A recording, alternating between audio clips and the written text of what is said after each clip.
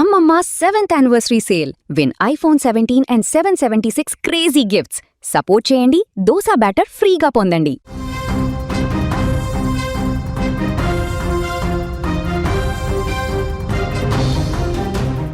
సిద్దిపేట జిల్లాలో తెల్లవారుజామున ఒక ఘోర రోడ్డు ప్రమాదం జరిగింది. ప్రయాణికులు హాయిగా నిద్రిస్తున్న సమయంలో కాలం లారీ రూపంలో కాటేసింది. ఒకే ఒక్క క్షణం ఊహించని ప్రమాదం 2 ప్రాణాలను గాల్లో కలిపేసింది. ఈ హృదయ విదారక ఘటన సిద్దిపేట అర్బన్ మండలం పరిధిలోని మిట్టపల్లి గ్రామం వద్ద జాతీయ రహదారిపై చోటు చేసుకుంది. మిట్టపల్లి గ్రామ శివార్లో రోడ్డు పక్కన ఒక భారీ లారీ ఆగి ఉంది. అదే సమయంలో ఒక కారు అత్యంత వేగంగా ఆ మార్గంలో దూసుకువచ్చింది. కారు డ్రైవర్ రోడ్డుపై ఆగి ఉన్న లారీని గమనించే లోపే జరగకూడని నష్టం జరిగిపోయింది. అతి వేగంగా ఉన్న కారు ఒక్కసారిగా అదుపు తప్పి ఆగి ఉన్న లారీ వెనుక భాగంలోకి బలంగా దూసుకెళ్లింది. ఈ ఢీకొట్టిన వేగానికి కారు ముందు భాగం మొత్తం లారీ కిందకు ఇరుక్కుపోయింది.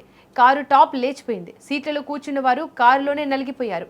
లారీ కింద కారు ఇరుక్కుపోవడంతో అందులోని ప్రయాణికులు బయటకు రాలేక ఊపిరి ఆడక నరక యాతన అనుభవించారు.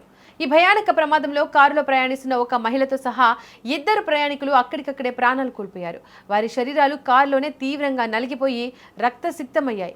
కారులో ఉన్న మరో 2 ప్రయాణికులు తీవ్ర గాయాలతో ప్రాణాపాయ స్థితిలోకి వెళ్లారు. ప్రమాదం జరిగిన వెంటనే స్థానికులు పెద్ద ఎత్తున అక్కడికి చేరుకున్నారు. కారులో ఇరుక్కుపోయిన వారిని బయటకు తీసేందుకు స్థానికులు శతవిధాలా ప్రయత్నించారు.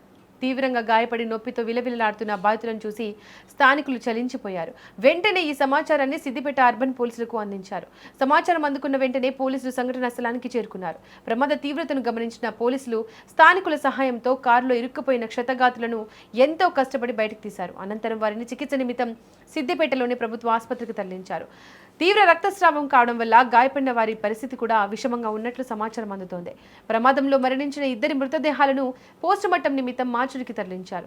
ఈ ప్రమాదంలో బాధితుల వివరాలను పోలీసులు సేకరించారు. మృతులు క్షతగాత్రులు భద్రాద్రి కొత్తగూడెం జిల్లాలోని మణుగూరు ప్రాంతానికి చెందిన వారిగా పోలీసులు ప్రాథమికంగా గుర్తించారు.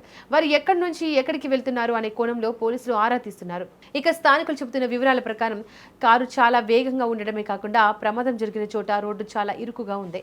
అలాంటి ఇరుకు మార్గంలో లారీని నిబంధనలకు విరుద్ధంగా ఆపి ఉంచడం వల్లే ఈ భారీ ప్రమాదం జరిగిందని స్థానికులు ఆగ్రహం వ్యక్తం చేస్తున్నారు. హైవేలపై ఎలాంటి సిగ్నల్స్ లేకుండా లారీలను నిలపడం వల్ల ఇలాంటి ఘోరాలు జరుగుతున్నాయని వాహనదారులు ఆవేదన వ్యక్తం చేస్తున్నారు. పోలీసులు కేసు నమోదు చేసుకుని దర్యాప్తు ప్రారంభించారు. మణుగూరులోని బాధితుల కుటుంబ సభ్యులకు సమాచారం అందించారు. ఒకే కుటుంబానికి చెందిన వారు ప్రమాదానికి గురవడంతో మణుగూరులో విషాద ఛాయలు అలుముకున్నాయి.